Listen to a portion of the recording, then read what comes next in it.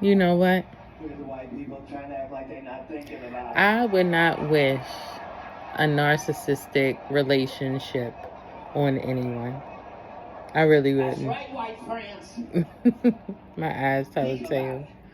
I really wouldn't. I just, it's so bright. Oh my gosh. Like, am I seeing myself for the first time? You pay them reparations. The next day you can walk outside your house. The depression that come with that joint. The hurt, the pain, the disgrace that you feel, the humiliation, the embarrassment. And then having the nerve to be a people pleaser. I'm taking the blame for shit. It's if I wouldn't have did this, he wouldn't have this. If I wouldn't have did this, he wouldn't have that. Without taking into full consideration, bitch, that it was him. He was committing these heinous acts against me.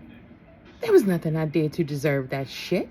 Nothing at all. How the fuck, bitch? How the fuck? Answer, riddle me this.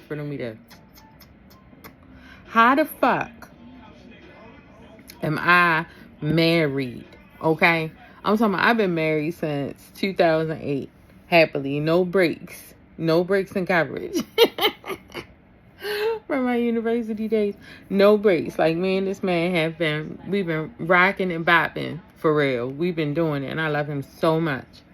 He is so wonderful to me. But how am I healing a broken heart from 20 some years ago? Because I ain't know the shit needed to be healed, bitch. I was good. I thought because my life it went well. And so I figured everything was okay until I decided to be an entrepreneur. And that's when the blocks started coming up. Like fear paralyzes me.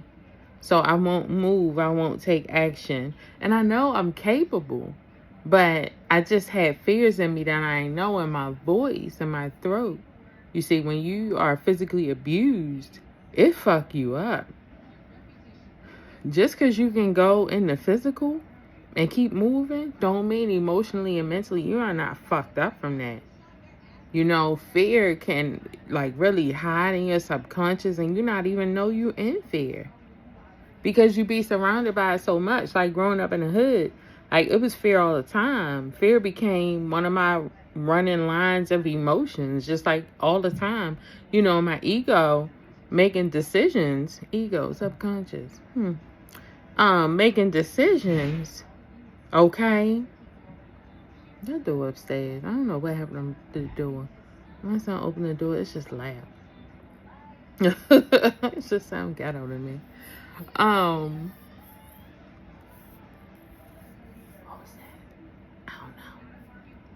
My eyes, they tell a tale. But how the fuck you gonna be healing a broken heart like all these years later? Don't take that shit for granted, babe. For real. Sit with yourself and journal about your experiences with that narcissist, because it hurt you deeply. As a chosen one, a light worker, a highly sensitive person, girl, that shit goes so deep, bitch. I've been mad at my emotions. Like, why am I mad now? Because something happened that triggered something, and I needed to sit with myself because it was a horrible, wretched time. But at the time, I was pregnant, you know, so after that, I had the kids, and life just kept going and going and going, and I did not have time or the knowledge or the wherewithal to know that I needed to go to therapy. I needed to get help to help me through what I have been through. Because some things just happen, they be so devastating, you can't even talk about it. You can't even accept it in your mind. Because you remember how low you felt and how much you just don't want to feel that again. But in order to get you out of there, if you will, to save yourself, you have to go through it.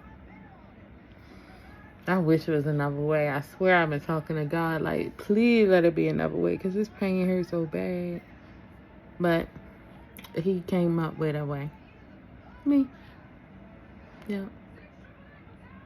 I went through it so that everybody don't have to go through it the way I did. Or the people I come in contact with, because I don't know, can I meet everybody? But yeah, you know how you pray, like, because I'm in a situation, so I'm praying for others, right? Like, God, I just pray for those that's going through this, you know. I don't want them to hurt, and I don't want them to suffer. And I didn't know that I was going to be the answer to the prayer by sharing my story. And just being so open and transparent about what happened in my life. 'Cause I don't have anything to be ashamed of. I don't have anything to hide. Like in the Black community, we like don't tell people your business, but it's so beneficial to talk. That's what I learned about TikTok. Talk about it. So that way I can say, dang, I'm not the only one, and I can learn from her. She can learn from me, and we can heal like faster. It's like accelerated when you feel seen and heard. You know, when you really find out that this horrible thing unfortunately happened to someone else, but because of that, you have like a connection because of that. And it can be so healing, so comforting, you know? Like TikTok, I noticed our online communities, like it's a whole world in itself. And now it's like closed off because the app's doing stuff. But it's like my community. Like when I come to TikTok, it's not to do business. It's for me to do the business of me to get what I need. Like, because I've been working on some other projects in entrepreneurship, and I check into TikTok and just kind of see a familiar face, and it just really helps smooth my jets out and stuff. And I'm really happy to have that. I really am. I'm finding fun on Instagram. Like I'm busting up in places that it's all this negative talk, and I'm creating my own lane. I truly am. I don't want to live within limits. So, alright, I'm ready to go. I got a hot date. We're going to go get a pizza, and we'll come home, and we're going to chill and be all comfy, cozy. And I love that for me and my guy. I really do.